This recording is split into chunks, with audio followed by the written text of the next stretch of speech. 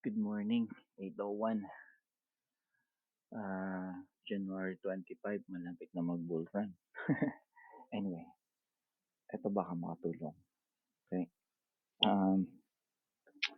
High, high, higher low, then lower high. So, lower high yan. Pero anyway, bali, bali, um, dito mag-start sa high, diba? Tapos kukunin natin tong ABC. Yung ABC. Tong correction. So, dito sa 0, dyan start. So, 0, A, B, and then C. So, estimate na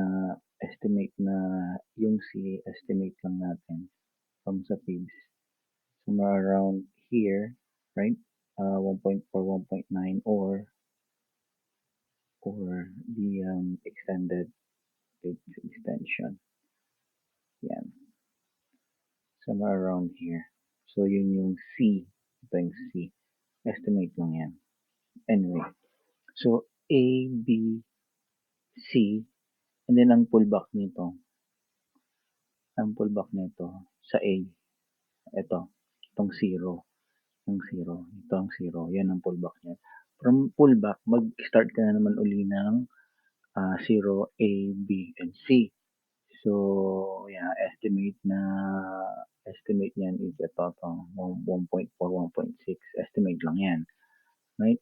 So, pag nakuha nyo na yan, by any means kung paano nyo kukunin, right?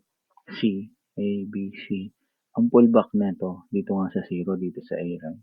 So, yan. Mag-start ka na naman dyan. 0, A, B, and C.